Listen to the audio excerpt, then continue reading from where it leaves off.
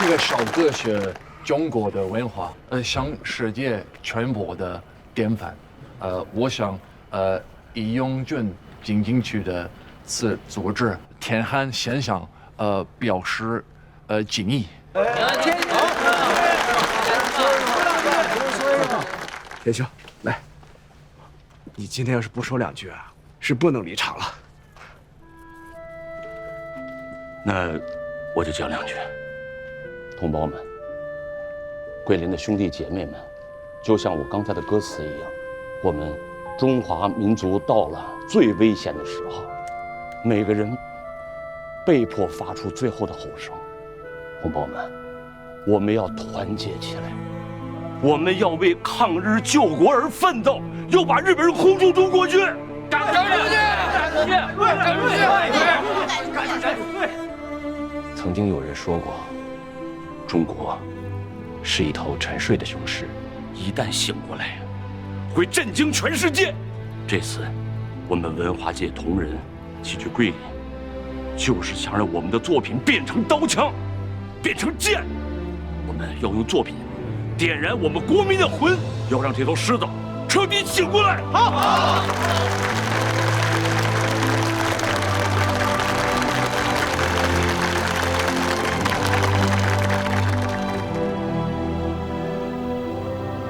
我们要团结起来，为国家和民族而携手奋战。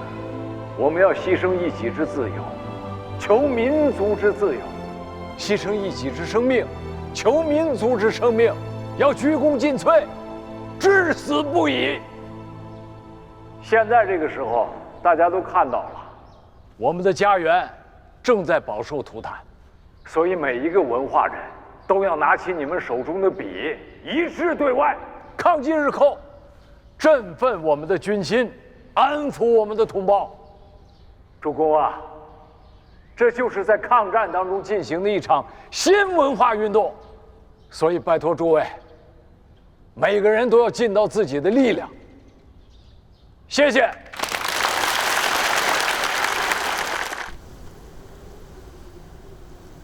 受导演组的委托，我代表本剧导演组向全体演员做话剧1年间的导演阐述。故事发生的时间是1937年8月至1938年8月这1年之间。我想问问大家，1937年发生在中国的最大事件是什么？中国七七事变。1937年7月7日，日本侵略者向我中华民族发动了全面而野蛮的侵华战争。话剧1年间，就是从日本全面侵华战争爆发以后，发生在沪杭线上某个小城家庭的故事。第一幕是从乡绅刘爱庐为他当上飞行员的儿子瑞春完婚的喜庆气氛中开始的。儿子大婚，父亲终于了却了一桩心事。瑞春的姐姐和姐夫以及挚爱亲朋们都从各地纷纷赶来，恭喜道贺。就在大家欢庆的时候，瑞春的飞行学校突然打来了加急电报，命令他第2天必须返回飞行学校归队。这是为什么呢？因为就在前不久，日本全面侵华战争爆发了。第2幕，瑞春毅然回部队去了。从此，全家人就天天守着收音机收听广播，关心战事。可天天听到的都是一天比一天还坏的消息：淞沪会战爆发，厦门沦陷，徐州沦陷，人们越来越处于焦灼之中。可终于有一天，全家人收听到了中国空军第1次击落了日本战机的消息，全家人为之大受鼓舞。就在全家人都在忙作一团的时候，有人来告诉他们一个令人震惊的消息：东洋鬼子打过来了，很快就会进入这座小城。小城的居民们已经开始抛家别舍的逃难去了。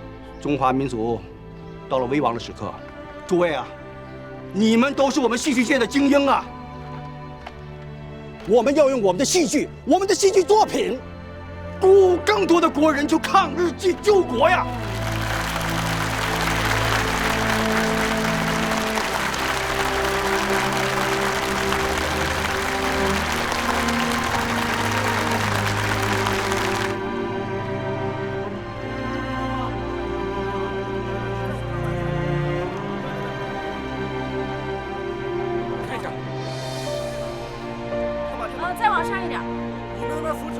拉车啊！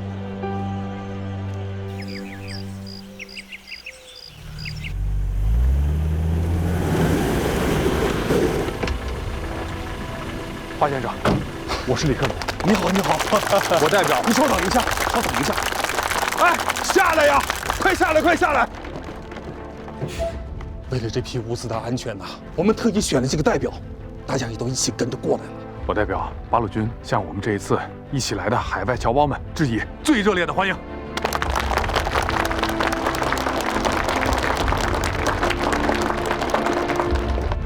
同志们，这一次海外侨胞为我们捐赠的卡车和物资太珍贵了，又千里迢迢运送到了国内。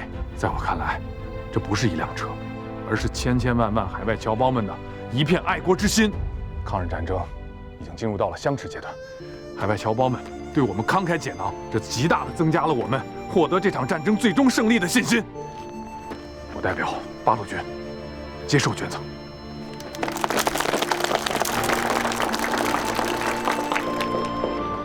将士们，我们虽然身在海外，但我们深知自己的祖国正在遭受日本的侵略，我们的同胞、我们的兄弟姐妹正在饱受欺辱。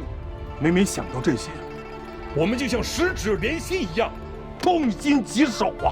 好在我们有和国内通情的渠道，我们听到了太多中国军人保家卫国、奋勇抗敌的事迹，我们是又感动又放心。有你们保卫中华民族，我们就一定能够消灭侵略者。我代表南洋所有的华人侨胞，向抗日英雄们敬献一面锦旗。血肉长城。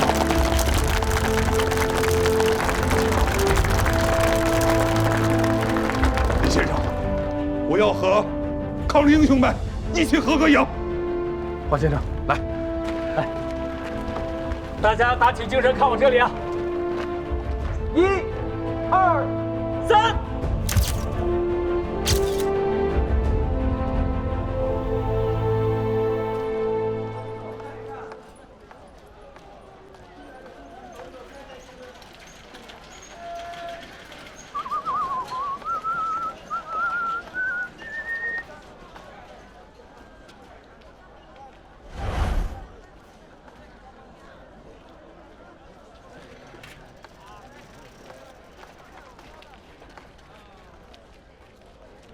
怎么多了这么多书店啊？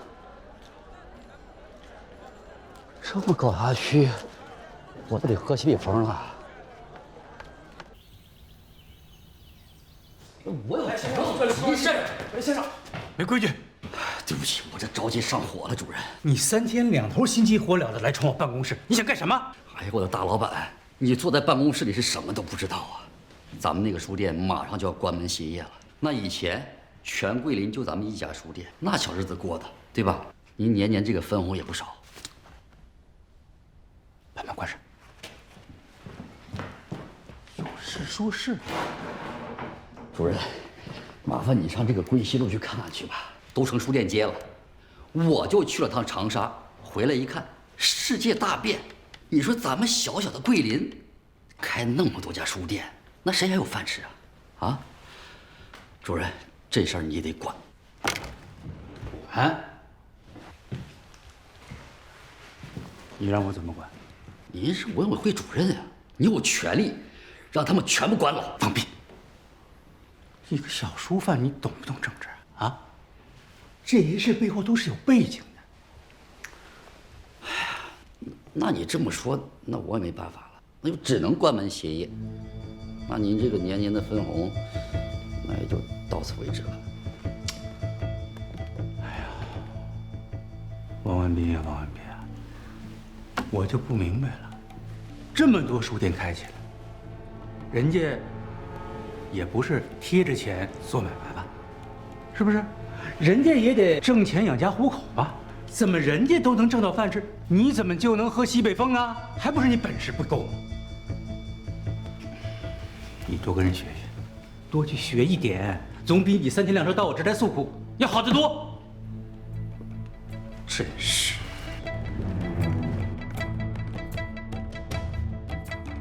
我还要开会，你赶紧走。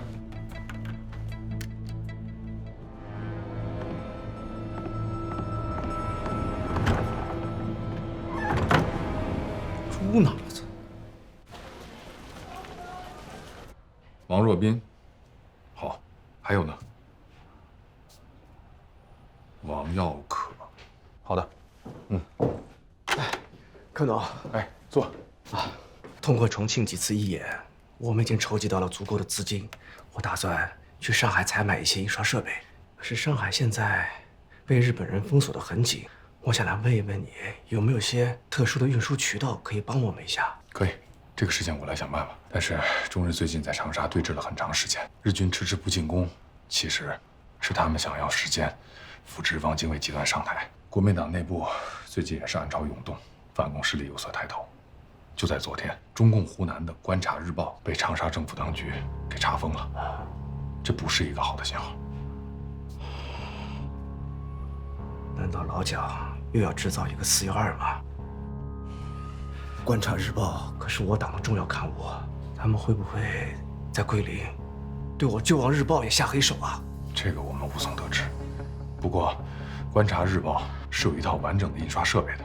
这件事情一出，恩来同志指示我们，让我们团结一切桂林的出版力量，尽可能的把设备抢出来。这是个好主意啊！这样既能解决救亡日报的出版印刷问题，整个桂林的文艺界出版印刷问题也都解决了。这件事情宜早不宜迟，我们要赶在《观察日报》资产被查封之前，把这些设备全都买下来。好，那我去联系一下各家，跟他们商议一下。等一下，这有一份名单，按照这个找吧。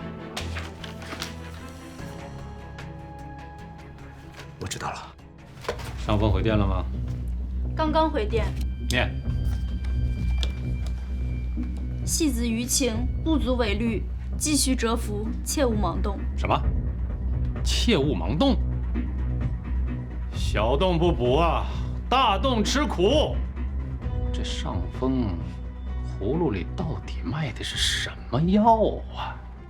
按照你的这份名单，我们已经凑齐了收购印刷厂的费用，明天就可以去长沙，去把印刷设备都采买回来了。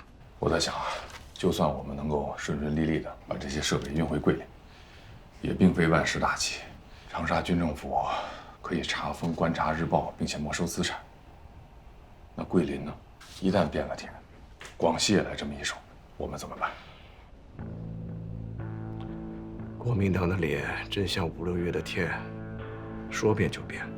看来我们还真得未雨绸缪才行啊。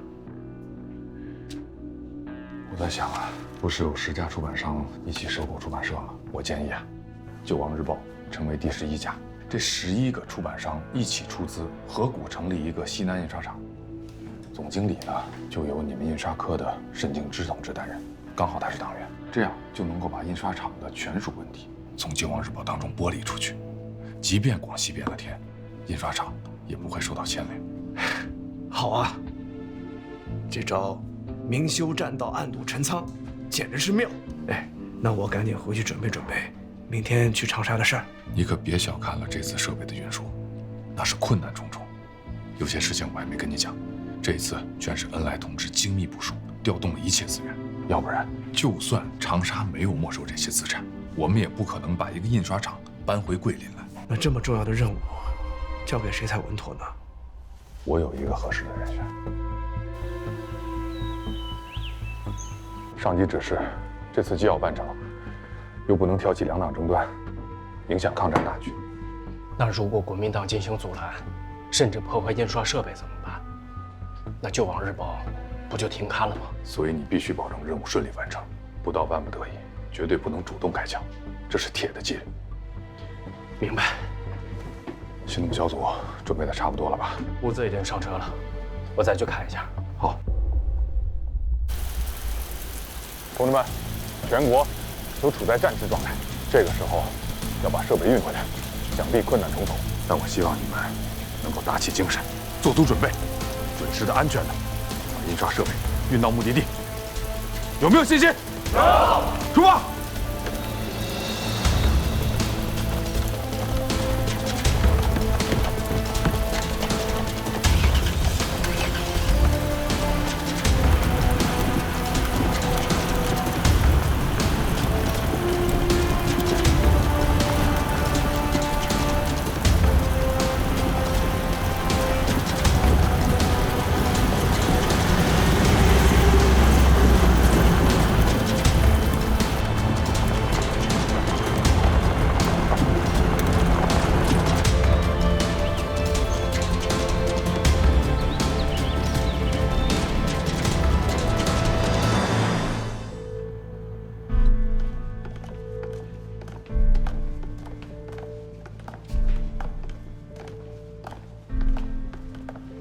你们瞧，这不识货的呀，这些宝贝疙瘩在他们眼里就变成废铁了。再宝贵的东西，也是用它的时候值钱，用不上了就是废铁。收购协议我们拟好了，您看看，没什么问题，我们把字一签，你们就运走。这样，李处长，你检查一下，要是协议上没有什么出入的话，咱们就签字付款。大老远来一趟，也算是办成一件事儿。是。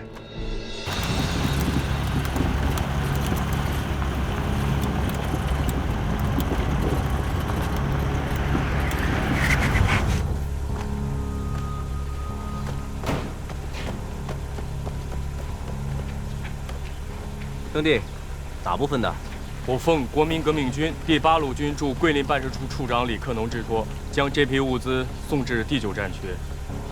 李克农，这名字有点耳熟。中国姓字不过百，书不过千，重名重姓的多了。哎，去看一下。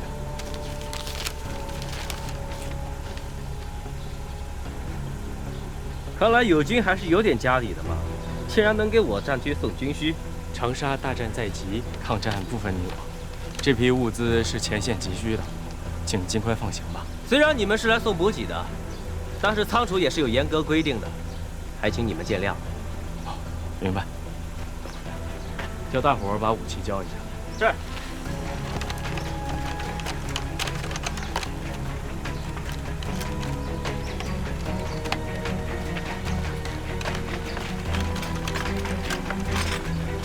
放行。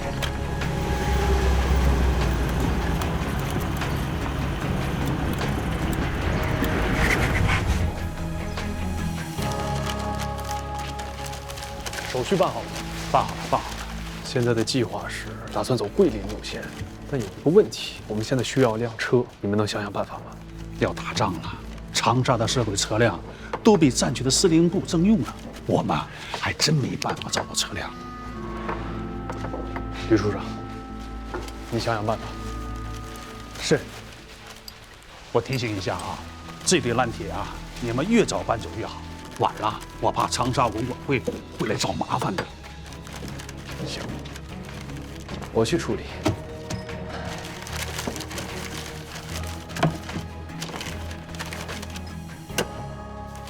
要不你给我开张收条，这一道道关卡回桂林，怕遇上什么麻烦。这个你放心，我现在就给你开证明。多谢啊。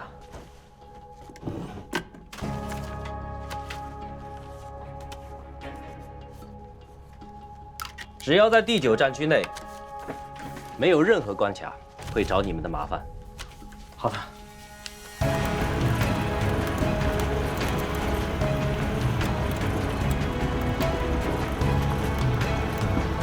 右转。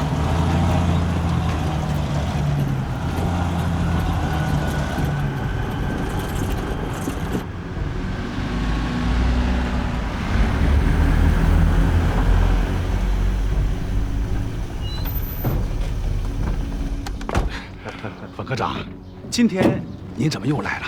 还有几个需要没收的文件没有完成，我们来补上。什么手续啊？报社的印刷厂要查封。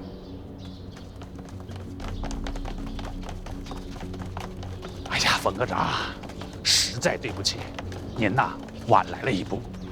哈哈，什么意思？我们刚刚把印刷厂啊当废铁变卖了，协议都签了。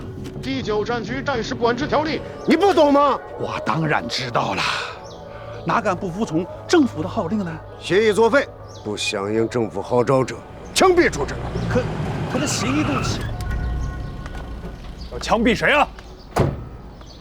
哦，这位是，我是孙凌，是奉军事委员会政治部第3厅厅长郭沫若的命令前来办事儿的，是郭厅长的秘书，孙秘书。冯科长，我今天的身份呢是一桩买家，就是你所说这份作废的协议的甲方。这，孙秘书，在下冒昧一问，这军事委员会政治部为什么要大老远的从重庆跑到长沙来购买。长沙大战在即，作为军事委员会的关注重点，我们从重庆来长沙公干，有什么问题吗？在下不是这个意思，在下只是对孙秘书您这桩生意不甚理解。这个是郭厅长的意思，我呢也是奉命行事。您看呀，现在是战时状态，而恰巧又是我们接到上峰命令前来查封的时候，这未免太巧合了吧？你觉得巧合？那是因为阁下在办公室里坐得太久了。我们政治部第3厅是干什么的？那是抗战的宣传核心。我们有无数家报社、出版社在运作。郭厅长让我来收购他们的设备，以满足当前的需求。请问冯科长，我们有违第9战区战时管制条例了吗？啊，不，对不起啊，孙秘书啊，我们也是奉命行事。要不这样，您稍后片刻，容我回去向我们上峰报告。冯科长，回去记得如实汇报。是。我也为我刚才不适的措辞向您、向郭厅长道歉。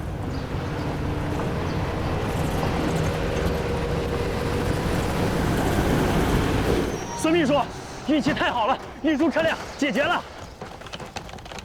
八路军，孙秘书，现在是战时状态，军事管理很严，政治部运走是一回事，八路军运走可就是另一回事了。你说的有道理。哎，你从哪儿找来这几辆八路军的车？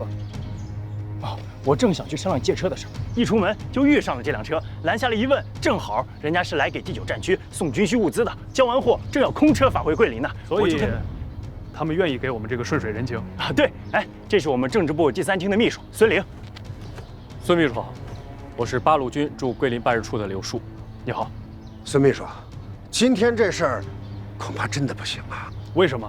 不行，正好，长沙现在本身进出就困难，要不是这位同志哀求，我也不愿意来。哎，兄弟，帮下忙！现在整个长沙的车辆都被战区司令部给征用了，我们实在是找不着车辆了。这位不是说不行吗？怎么，你们八路军的军车离开长沙没有手续吗？当然有啊。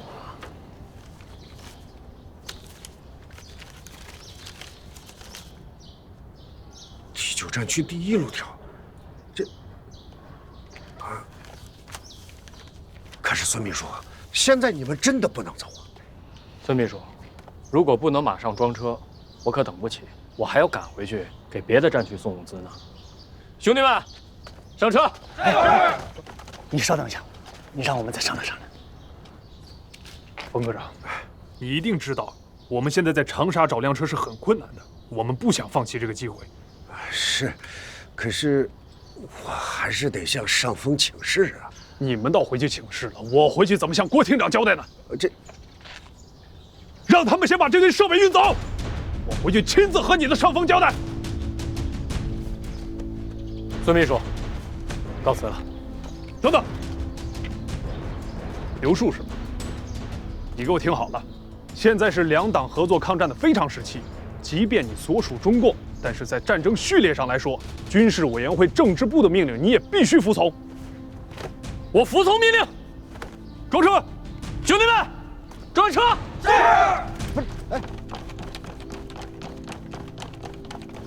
孙秘书，走吧，我陪你们回去和你的上峰说明情况。哎，是，多谢孙秘书，请，快，上车！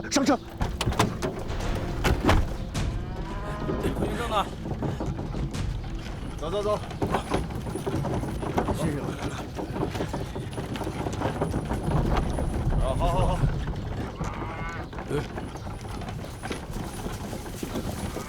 哎，长官，谢谢长官。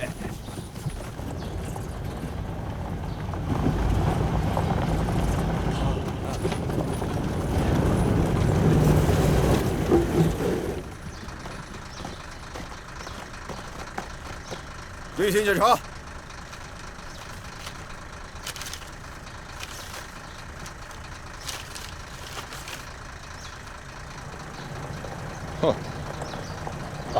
长官，我们着急，放行吧。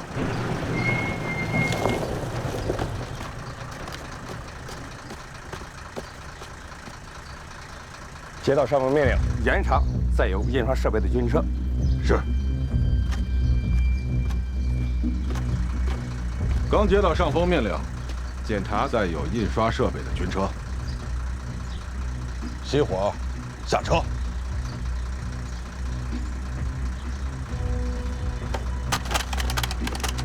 我让你下车，你聋了吗？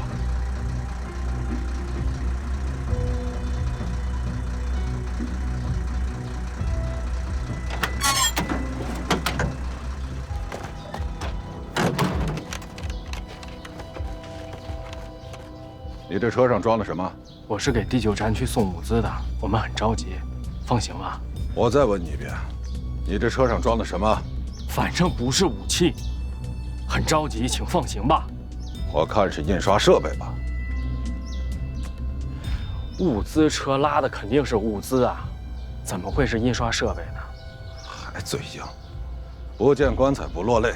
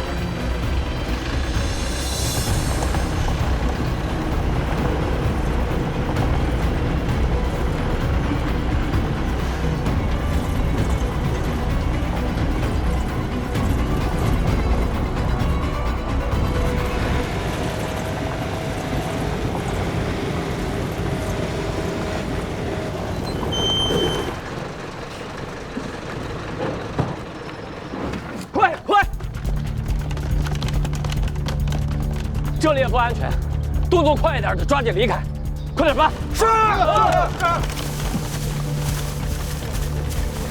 科长，你这是神机妙算啊！那关下对军车严格搜查，对我们牛车是视而不见。这哪是我的神机妙算，这都是科农处长的周密安排。没有科农处长，我们连长沙都出不来的。快点办吧！好。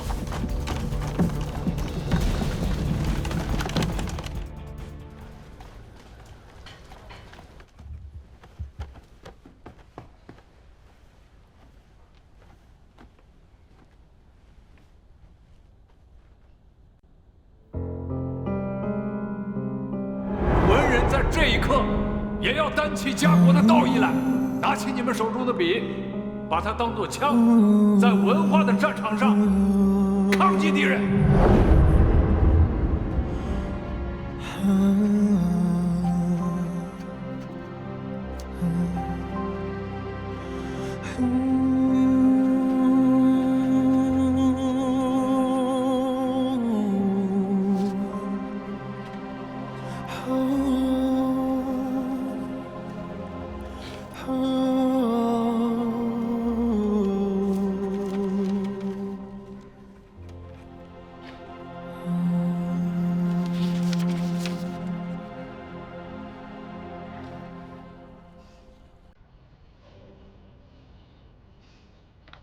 陆燕，你走出来了。谢谢。你终于走出来了。谢谢。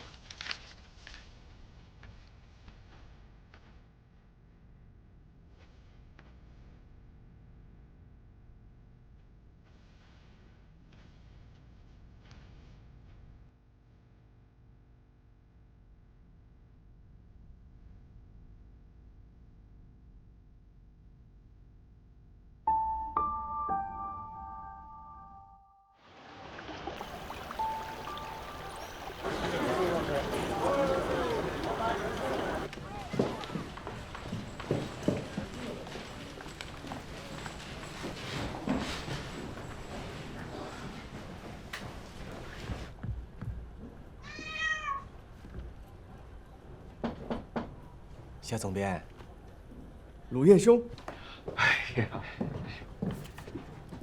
夏总编，我是来向贵报投稿的。最近一直没有去打扰你，但我心里头特别盼望着你能来啊。彦兄，我真的要好好谢谢你，真的，是你让我走出了书斋，融入了时代。这感觉真的太好了。我怎么说呢？我想跟你们一起战斗。太好了，鲁彦兄，我们桂林这个文化阵地，少了谁也不能少了你王鲁彦。不敢当，不敢当。来，请。哎呀，夏元兄好贤清雅致啊！来，小猫咪，我跟他一起坐吧。我来点。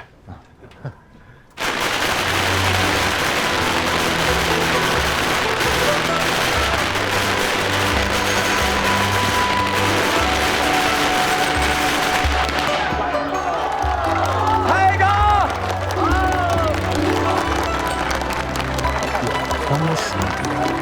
各位欢迎光临，请进。哎，里边请啊，里边请啊，多多捧场，欢迎光临啊，里边请。哎，您里边请。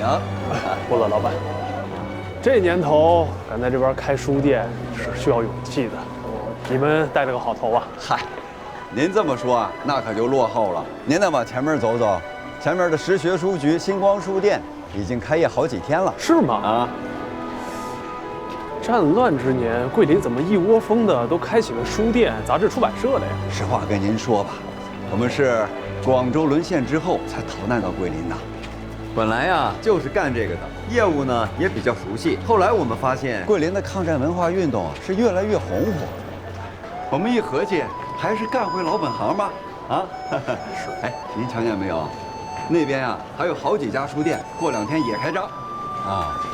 这热闹啊，大家伙一起凑呗，说不定啊，还真凑出一个大气候呢。您说是不是？是。哎呀，行，老板，那祝您生意兴隆。好，多谢，回见。您慢走，常来啊。哎，好。哎，里边请。好了，彦兄啊，各位留步吧，留步。好。鲁彦兄，哎，以后啊，多向我们思考。哎，老雷，你这话也是多余。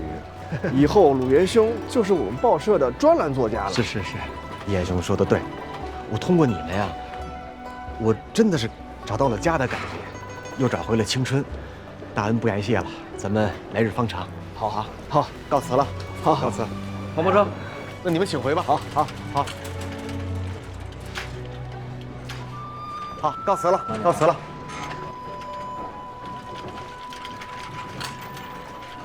夏总编，哎，孙玲，好久不见。你不是在厅长身边吗？怎么来桂林了？这个说来话长，咱们里面说吧。好，快，里面请，请。请，这坐。老弟，你来找我有什么话，你就尽管直说吧。好。其实这件事儿呢，在我心里已经搁了很久了。我现在想清楚了，我一定要把这件事儿给办起来。到底什么事儿啊？我想在桂林开办一个杂志社。哦，这是好事儿啊。但是，你离开三厅，郭厅长能同意吗？其实正是郭厅长鼓励我来桂林开办这个杂志社的。中国的笔部队杂志社。是。什么是中国的笔部队杂志社？厅长，这个笔部队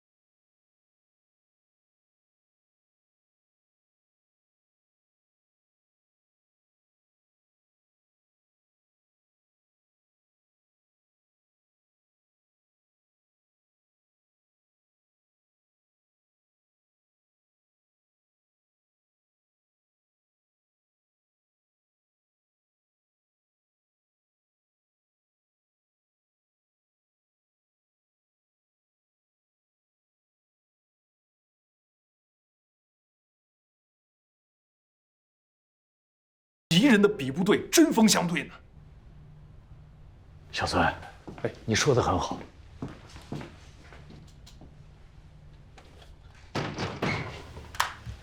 来，坐下。哎，但是你的这个报刊不能办在重庆，因为重庆对报刊的政治审查太严。哦，那我去延安。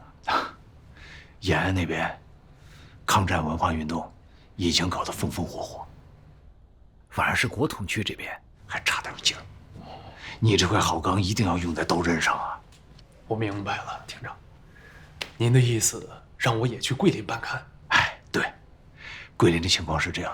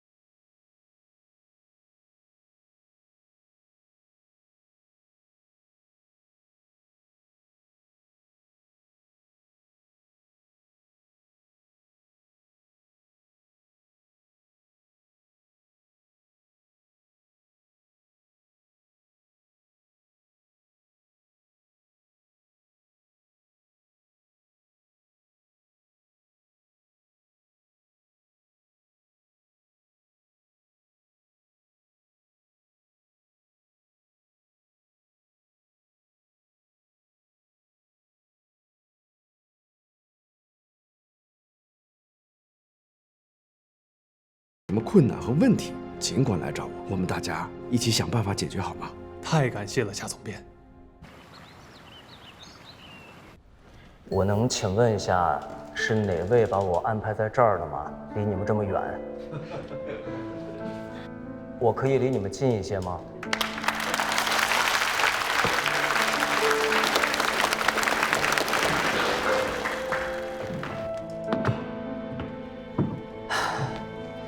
编剧夏衍先生最具智慧的一点是，我觉得没有把这样一个故事从卢沟桥事变这样一个大的事件中展开，而是描写了一个护航线上一个小小的普通的家庭高级。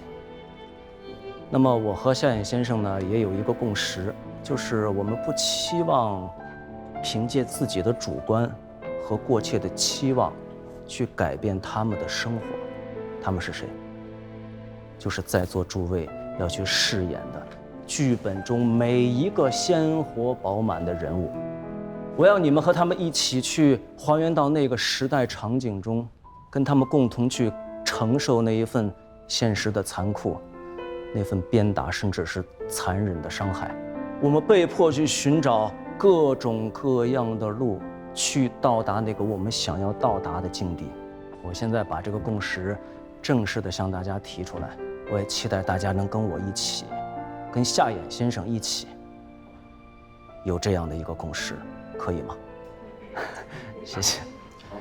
那么，在我的舞台上，我也对在座的各位艺术家有3个期许：第一，想清楚；第二，想清楚；第三，还是想清楚。怎么理解这3个想清楚？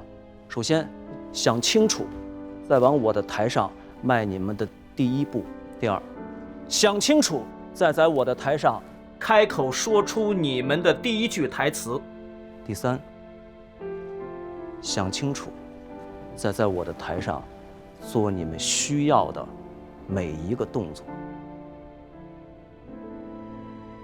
瑞春是刘家的独苗，那么全家人都极力的期待父亲能够留下瑞春，但父亲给儿子说了4个字，叫“我不留你”，大家都记得。儿子怎么回馈的父亲？我作为一名中国人，我一定要去参军，我即便牺牲在沙场上，我也尽了一个中国军人应该尽的责任。这是儿子反馈给父亲的话。第2天清晨，参军报道去了，那可是新婚之夜。